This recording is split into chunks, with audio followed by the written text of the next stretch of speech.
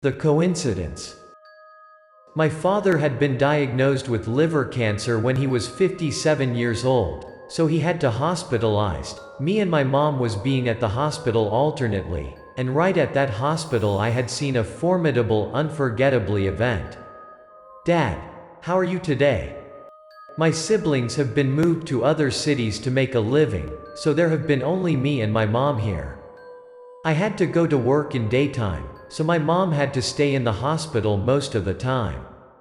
I'm feeling better, son. You back from work? I usually ask the doctor about how healthy my father was. He likely was not in the good health condition.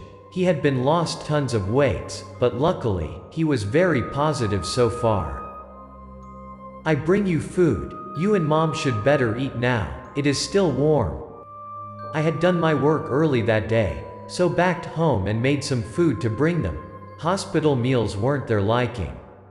Mom, I don't have any shift tomorrow. I'll stay over tonight. You should go home. You're so exhausted.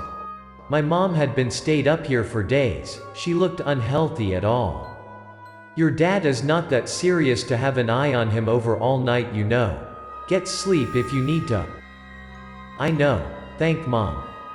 I assured my mom, but I didn't think I could sleep that night. I'll back tomorrow. I left you some food and rice on the table in case you hungry, honey. I didn't think I was gonna hungry. Since I have been stuffed earlier, my mom is always such that sweet. Happiness International Hospital. My mom was aware that I was a workaholic. She was so much afraid I would spoiled everything up at work if I stayed in the hospital, so that night was my first overnight there. At midnight, my dad felt asleep while I was talking to him. The herbal medicine spot had run out, so I had pressed the emergency bell to call for nurses. While waiting the nurse to come fill in the spot, I was using the phone to kill time. The nurse had come and left after giving me a few advices. Afterwards, I had checked the time from my phone. It was over midnight. I didn't think it was such that late. My dad had felt in sleep thanks to the medicine. I have needed to go to the restroom nearby and thought I would get back real quick.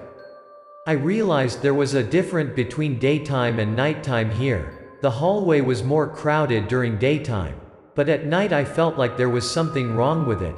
This might be a result of the dim lights above me, made me a bit horrible. After a few steps in the silence hallway, I was so uncomfortable. I only have heard my footsteps. The weather was not good that night as well. It was cold, so I felt a bit freezing. I was not a grave guy, honestly. In that atmosphere, I have started to paranoid. That made me more and more terrifying. My heart have bounced faster and faster as I felt something behind my back. Then a shadow has appeared in front of me thanks to the dim light. I had nearly got a shit out of me. I had not heard any sounds before except my footsteps, but there was someone's shadow then. Accidentally, someone passed by me and went by ahead. At my first glance, that was an old normal patient in front of me, such a relief. But after I had glinted my eye, I realized there was something very strange at the old patient. I swiftly stopped to walk. The old patient has stopped as well. I believed when he walked, there was no sounds. I put everything together, and was very sure there was something wrong. I had my eyes down to check his legs. Once my eye caught his legs, I was frightened badly. I have never seen that before. He wore no shoes, and his toes was not in the ground. His body was hanging in the air. My heart nearly missed a beat. Dad. It was terrifying. In front of me, I was immobilized unspeakably, and hearing someone was screaming from afar. My heart was beating faster and faster. Dad. Dad. A shaking, crying voice must have been from somewhere behind me. I was misfocused to the old man appearance. After a few seconds, I settled down and looked towards the man again. He had disappeared, mysteriously. I reassured that was just someone who had needed to go to the bathroom like me. I was just too tired and dazzled. The crying voice was still there. so I decided to check out what happened to him curiously. The voice led me to a room. I carefully put a hand to the latch and slowly threw eyes in through the pane.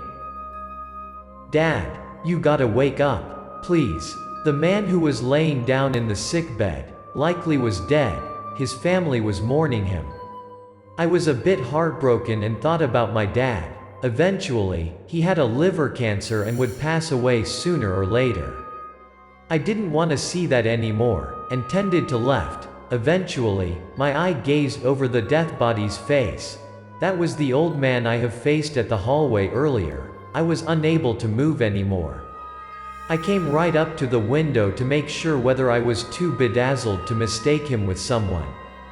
I 100% certain that was the one who scared me out at the hallway earlier. So he was a dead man. I didn't want to think of it anymore nor continued to go to the restroom. I backed to my dad's room hurriedly, then smoked to calm down. After that scary night, me and my mother still came to the hospital as normal. I didn't tell anyone about that. Eventually my dad passed away a half-year later. He was not out of the woods. At the day my dad left this world, I have tried to go to bed very early, since I had so much things to worry about at his funeral the day after. While sleeping, I got a little headache, then I fuzzily opened my eyes. I recognized my dad was holding a black umbrella and standing in front of me. There was a totally strange woman to me stand right next to him without a word. He came closer to my bed and talked something to me. Sort of I have to take a good care of myself and my mom, then left with the strange woman. The next morning, I woke up and got a heavy headache. I thought there was such a bad dream. Did I miss him that bad? The only thing stuck in my mind was about the woman. Who was she? And why she came along. That was just a dream and I decided to set it aside. Then did some morning routine and came to the funeral home. Steve's obituary. Our big family has had a rule from very long time ago. If there is someone passes away, we will celebrate in the funeral home so that our relatives and friends could come and share the grief. Mom, don't be so mourning. Dad is gonna unhappy to see you like this. My mom was all alone from that moment. I felt like she was ages older than her age after just one night. Even though I was not good at communication, I had to help her on greeting to our relatives and friends at the funeral. Poor you. You gotta take care of yourself. There was not only our relatives, there were my father's close friends had come. Our close relatives repeatedly comforted my mom. Don't so shabby, your husband gotta unable to, liberating. In the future, we wish we could help you and your son, keep in touch, please. My cell phone was ringing suddenly. Where are you? My cousin was calling me out. He was living and working in the States. He had flown back immediately once he had heard about what happened to my dad. He seemed to land a half hour ago and rushed to be here from the airport. He was finding where I was in this large funeral home. Mom, Luan is here but he couldn't find where we are. I'll go find him. Could you hold on here for a while? I'll be back real quick. No worries. I'll take care from here. I said bye politely to some of my dad's friends there and ran out. There were some other funerals that day, so he must have been somewhere at the other lobbies. Hey Luan, over here. Rationally, I found him in another lobby. He might be here for the last 10 minutes, he looked exhausted. Why you don't just stand at the gate? How are you doing? I'm doing just fine. We was childhood friends, but barely met up each other after he have graduated. This was not a good time to see your old friend. I blamed him about not keep in touch, but deep down, I was caring for him.